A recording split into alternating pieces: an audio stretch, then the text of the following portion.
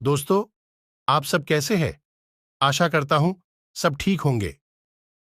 कृष्ण रुक्मिणी के विवाह की कथा।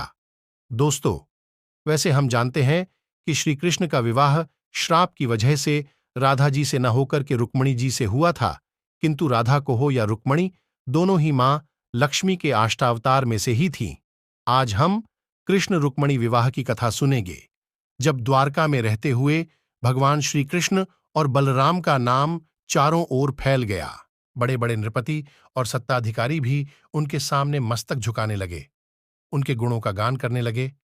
बलराम के बल वैभव और उनकी ख्याति पर मुग्ध होकर रैवत नामक राजा ने अपनी पुत्री रेवती का विवाह उनके साथ कर दिया। बलराम अवस्था में श्री कृष्ण से बड़े थे, अतः नियमानुसार सर्वप्रथम उन्हीं का विवाह हुआ। उन दिनों विदर्भ देश में भीष्मक नामक एक परम तेजस्वी और सद्गुणी नृपति राज्य करते थे। कुंडिनपुर उनकी राजधानी थी। उनके 5 पुत्र और एक पुत्री थीं। उसमें लक्ष्मी के समान ही दिव्य लक्षण थे, अतः लोग उसे लक्ष्मी स्वरूपा कहा करते थे। रुक्मिणी जब विवाह योग्य हो गई तो भीष्मक को उसके विवाह की चिंता हुई। रुक्मिणी के पास जो लोग आते जाते थे, वे श्रीकृष्ण की प्रशंसा किया करते थे। वे रुक्मिणी से कहा करते थे, श्री कृष्ण अलौकिक पुरुष हैं। इस समय संपूर्ण विश्व में उनके सदृश अन्य कोई पुरुष नहीं है। भगवान श्री कृष्ण के गुणों और उनकी सुंदरता पर मुग्ध होकर रुक्मिणी ने मन ही मन निश्चय किया कि वह श्री कृष्ण को छोड़कर किसी को भी पति रूप में वरण नहीं करेगी। उधर भगवान श्री कृष्ण को भी इस बात का पता हो चुका था कि विदर्भ नरेश भीष्मक की पुत्री रुक्मिणी परम रूपवती तो है ही, परम सुलक्षणा भी है। भीष्मक का बड़ा पुत्र रुक्मी भगवान श्री कृष्ण से शत्रुता रखता था। वह बहन रुक्मिणी का विवाह शिशुपाल से करना चाहता था, क्योंकि शिशुपाल भी श्री कृष्ण से द्वेष रखता था। भीष्मक ने अपने बड़े पुत्र की इच्छानुसार रुक्मिणी का विवाह शिशुपाल के साथ ही करने का निश्चय किया। उसने शिशुपाल के पास संदेश भेजकर विवाह की तिथि भी निश्चित कर दी। रुक्मिणी को जब इस बात का पता लगा कि उसका विवाह शिशुपाल के साथ निश्चित हुआ है, तो वह बड़ी दुखी हुई। उसने अपना निश्चय प्रकट करने के लिए एक ब्राह्मण को द्वारका कृष्ण के पास भेजा। रुक्मिणी ने श्रीकृष्ण के पास संदेश भेजा, हे नंदनंदन, मैंने आपको ही पति रूप में वरण किया है। मैं आपको छोड़कर किसी अन्य पुरुष के साथ विवाह नहीं कर सकती। मेरे पिता मेरी इच्छा के विरुद्ध मेरा विवाह शिशुपाल के साथ करना चाहते हैं। विवाह की तिथि भी निश्चित हो गई। मेरे कुल की रीति है कि विवाह के पूर्व होने वाली वधू को नगर के बाहर गिरिजा का दर्शन करने के लिए जाना पड़ता है। मैं भी विवाह के वस्त्रों में सज धज कर दर्शन करने के लिए गिरिजा के मंदिर में जाऊंगी। मैं चाहती हूं आप गिरिजा मंदिर में पहुंचकर मुझे पत्नी रूप में स्वीकार करें। यदि आप नहीं पहुंचेंगे तो मैं अपने प्राणों का परित्याग कर दूंगी। रुक्मिणी का संदेश पाकर भगवान श्रीकृष्ण रथ पर सवार होकर शीघ्र ही कुंडिनपुर की ओर चल दिए। उन्होंने रुक्मिणी के दूत ब्राह्मण को भी रथ पर बिठा लिया था। श्रीकृष्ण के चले जाने पर पूरी घटना बलराम के कानों में पड़ी। वे यह सोचकर चिंतित हो उठे कि श्रीकृष्ण अकेले ही कुंडिनपुर गए हैं, अतः वे भी यादवों की सेना के साथ कुंडिनपुर के लिए चल पड़े। उधर भीष्मक ने पहले ही शिशुपाल के पास संदेश भेज दिया था। फलतः शिशुपाल निश्चित तिथि पर बहुत बड़ी बारात लेकर कुंडिनपुर जा पहुंचा। बारात क्या थी, पूरी सेना थी शिशुपाल की। उस बारात में जरासंध, पौंड्रक, शाल्व और वक्रनेत्र आदि राजा भी अपनी अपनी सेना के साथ थे। सभी राजा कृष्ण से शत्रुता रखते थे। विवाह का दिन था। सारा नगर बंधनवारों और तोरणों से सज्जित था। मंगल वाद्य बज रहे थे, मंगल गीत भी गाए जा रहे थे। पूरे नगर में बड़ी चहल पहल थी। नगर नगरवासियों को जब इस बात का पता चला कि श्रीकृष्ण और बलराम भी नगर में आए हुए हैं, तो वे बड़े प्रसन्न हुए। वे मन ही मन सोचने लगे, कितना अच्छा होता यदि रुक्मिणी का विवाह श्रीकृष्ण के साथ होता, क्योंकि वे ही उसके लिए योग्य वर हैं। संध्या के पश्चात का समय था। रुक्मिणी विवाह के वस्त्रों में सज धज कर गिरिजा के मंदिर की ओर चल पड़ी। उसके साथ उसकी सहेलियां और बहुत से अंगरक्षक भी थे। वह अत्यधिक उदास और चिंतित थी, क्योंकि जिस ब्राह्मण को उसने श्रीकृष्ण के पास भेजा था वह अभी लौटकर उसके पास नहीं पहुंचा था।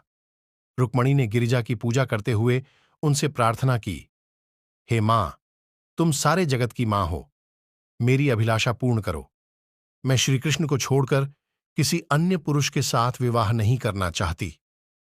रुक्मणी जब मंदिर से बाहर निकली तो उसे वह ब्राह्मण दिखाई पड़ा।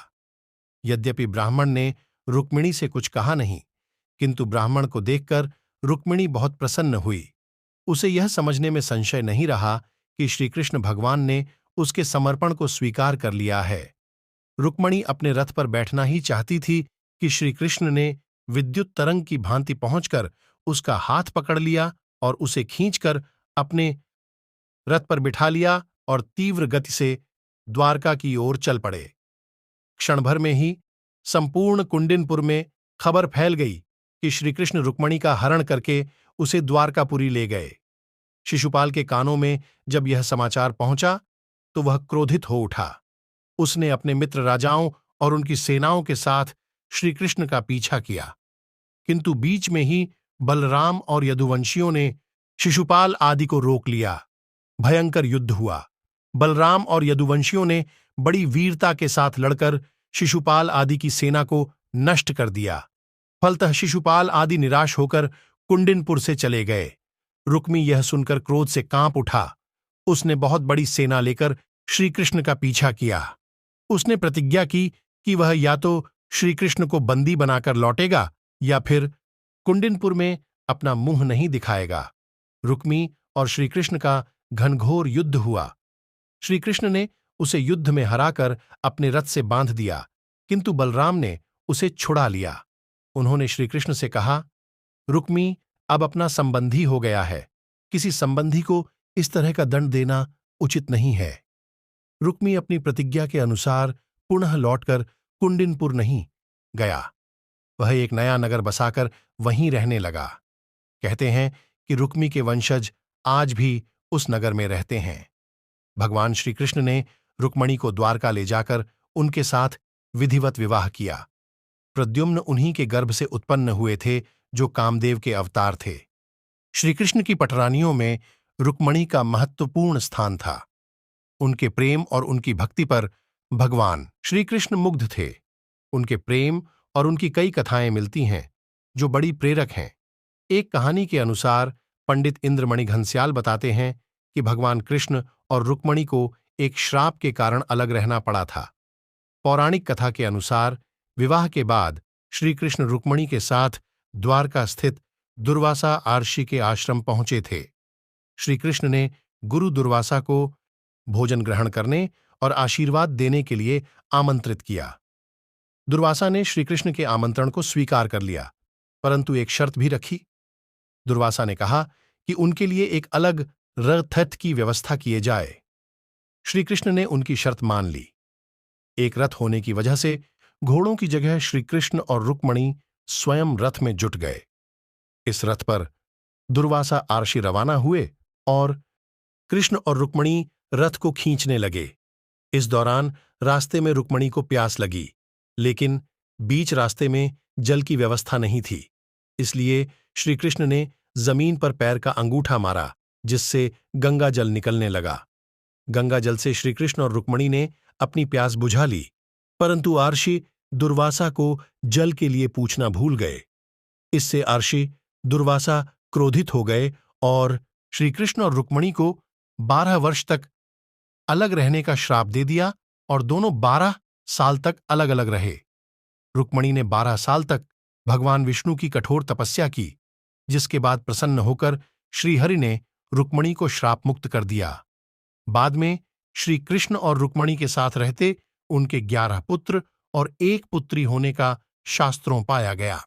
भगवान श्रीकृष्ण और रुक्मणी की संतानों के नाम पुत्र प्रद्युम्न, चारुदेष्ण, सुदेष्ण, पराक्रमी, चारुदेह, सुचारु, चारुगुप्त, भद्रचारु, चारुचंद्र, विचारु, चारुपुत्री, चारुमती।